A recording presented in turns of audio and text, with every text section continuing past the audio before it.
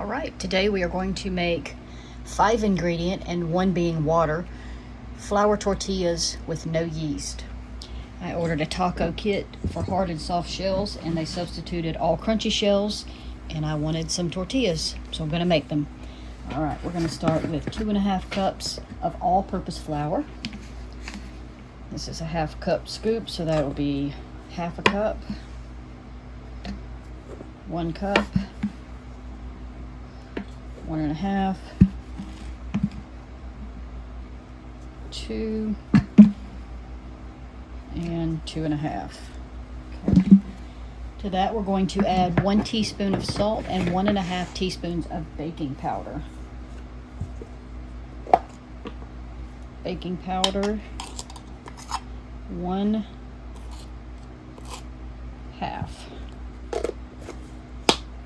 Salt, 1. You need these for it to rise since there's no yeast. You need some salt and some baking powder, so I wouldn't skimp on that too much.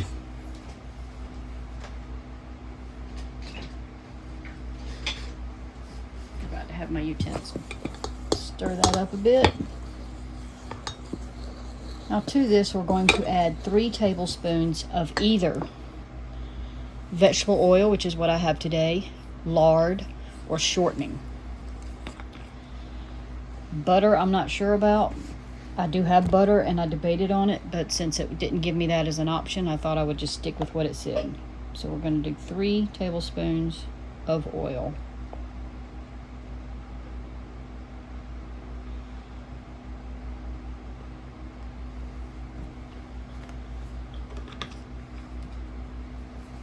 And essentially you're going to work this in like you would, I think it's like if you were making pie crust, where you have the little flakes or biscuits, but we don't really have flakes because we use a liquid, not a solid. But you're just going to stir it around till it gets a little crumbly and your texture almost looks like cornmeal. And then to that, we're going to slowly add 3/4 plus 1 tablespoon of warm water.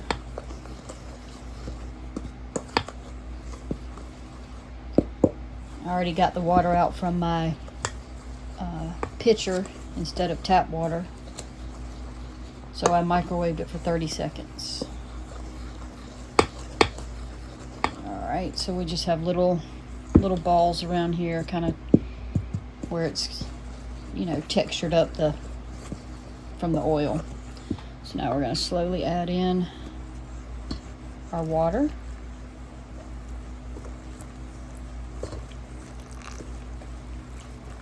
I have made this recipe before, it's been a little while.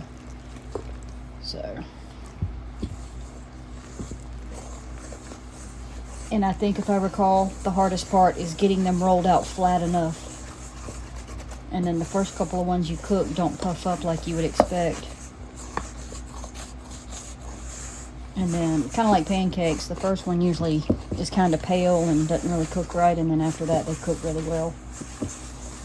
Alright, so that's mixing together semi-okay, but I'm ready to put my gloves on. So now we have to just work it until it gets into a cohesive ball. 2 to 3 minutes. So, just until it's smooth. Then we're going to cover it with a clean towel and let it rest for 10 minutes. So I'm going to go ahead and do this.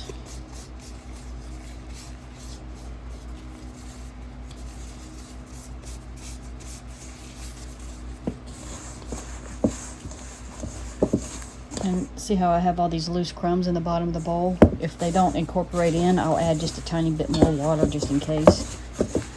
But I don't want to overwater it. So we're going to work it a bit with this and see if we can get those worked in. If not, we'll give it a little bit more water. And I think we're probably at the point of needing just a tad of water. I'm just going to go with this teaspoon for now because it probably really is a very small amount. A little bit of water goes a long way when you're making dough.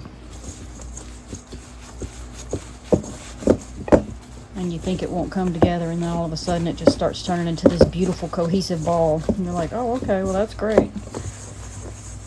So that's why you don't want to overwater it too much to begin with.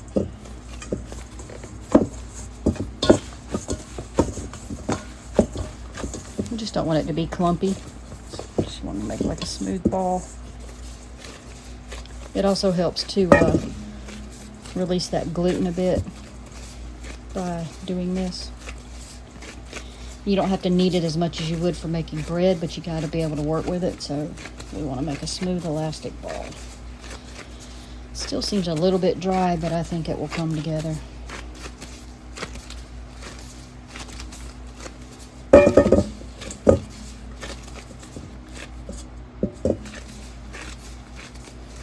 I'm a loud person except for speaking. I don't speak really loud, but I do everything loudly. Sometimes you can just punch it like that.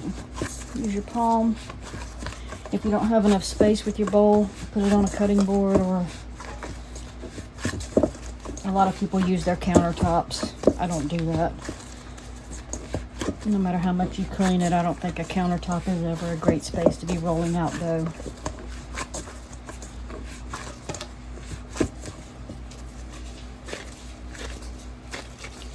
After this rests for 10 minutes, we're going to divide it into 16 equal pieces, roll into a ball, and then we have to roll each out to a flat, tortilla size, and just cook them one at a time in a hot pan. I do not have a tortilla press or a tortilla cooker, so this is all done a regular kitchen, regular stove, regular hands. Nothing special, nothing fancy. Just manpower. And then my daughter can use the tortillas for the week and make tuna salad and things like that for lunch, so it won't go to waste for sure. Alright, that's a decent smooth ball, because when we shape it, we're going to roll each into our palms anyway, so we can always roll it a little bit more at that point if we have to. Alright, so I'm going to let that sit covered, where's my towel, right here, for 10 minutes, and I'll see you back shortly. Alright, pardon the background noise, I had to turn my air conditioner back on, but we're ready to cut our dough into 16 pieces. It's been sitting for 10 minutes. I don't know if I need to lightly flour my board or not, so I'm just going to,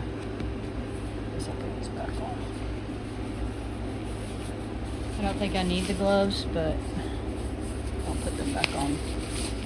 Alright.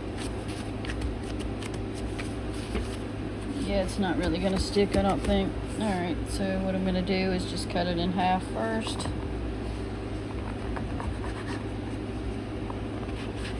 And then I know I need 8 from each side. So it's 2.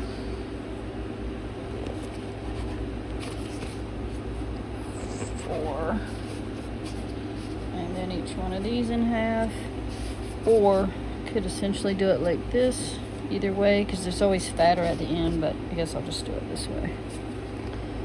I just find it easier to make them into balls if they're not such tiny triangles to begin with. If you wanted bigger tortillas, you don't have to make 16. You could make whatever, 12 or so. Alright, so 1, 2, 3, 4, 5, 6. Yes, I know I messed that up, but that's okay, because it's fine. It's fine. Alright, so now we're going to try to shape each one of these into a ball, rolling it in our palms. Okay. Doesn't have to be perfect. I'm going to keep them covered in there as I work, because it is a little bit time consuming to roll all these out. Alright, so start flattening it with your palm so that you make sure you have a good round disc. This is a silicone rolling pin, so it really don't stick. I was afraid without flouring it my my wooden one might actually stick. So I'm going to use the silicone one today. And you think it's not going to get... Oh, that looks quite small, right? But it'll get there.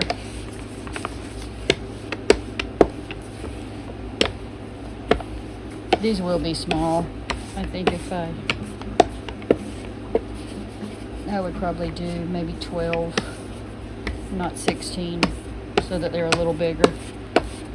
Especially without a tortilla press, because it's a lot of arm muscle, you know, a lot of work.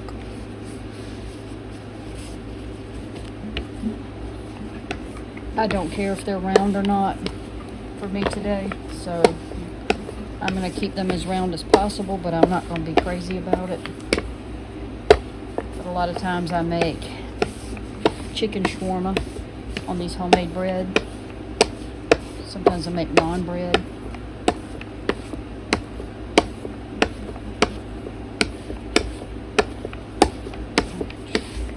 Get it pretty flat.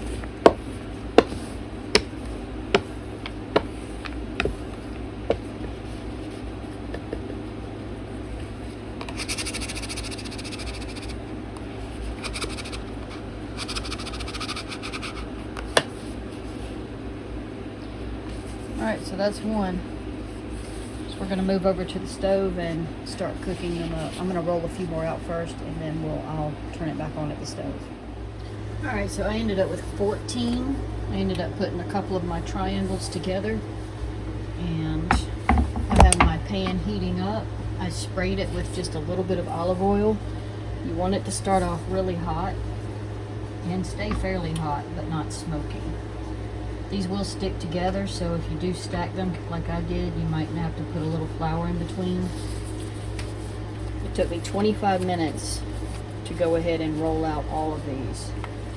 So I put it in there. I'm just kind of turn it a little bit occasionally so that it don't... I like the little burnt patches, but you don't want to burn it too much. And then as they come out, we're going to set them under a towel and keep them warm.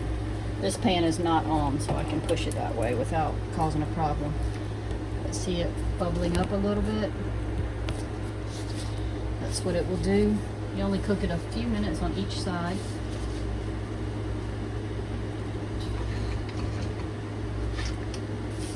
Get my spatula ready. I can turn it a bit. Essentially, when it does puff up, that's when it's ready to flip. Sometimes the first one will not puff if your pan is not quite hot enough. You can peek at the bottom. It doesn't have any brown to it yet, so I'm going to leave it sitting there. It says 30 seconds on each side, but I think it's a little bit more. We've got some brownness there.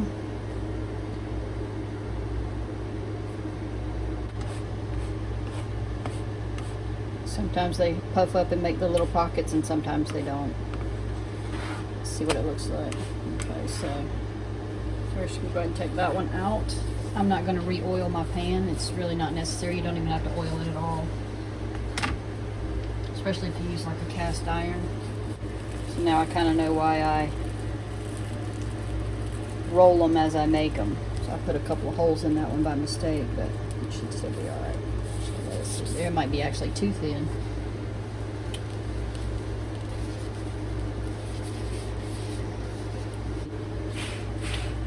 Keeping my gloves on because I'm going to be cutting up some tomatoes shortly, and for some reason raw tomatoes make my fingers split open. Does that happen to any of you?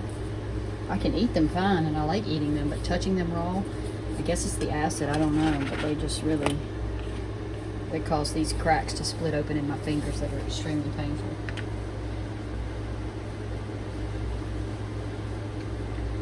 I'll let you watch one or two more cook, and then and then we'll end it there, and I'll just show you the end result with all of them cooked. Some will get browner than others. I'll have to turn that pan down in a little bit.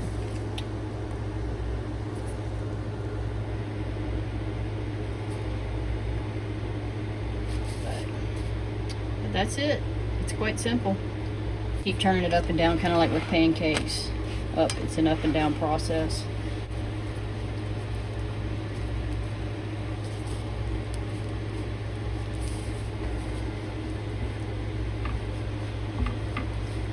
don't want to walk away from this too much, so I like to get these cooked first before I do other stuff, because they will burn easily, and you'll just get, well, I don't know about you, but I'll get flustered trying to do too many things at one time that are a little bit time pressing, and making these definitely is time pressing.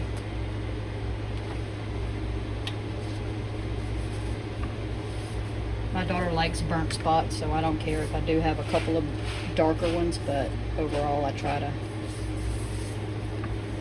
to make them look decent. Especially those bubbles when they'll darken on the other side. They're always good.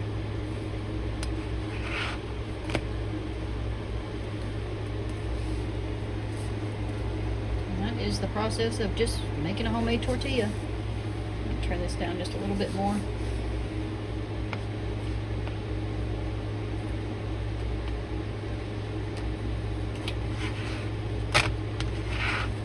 And I'll show you the finished plate when they're done.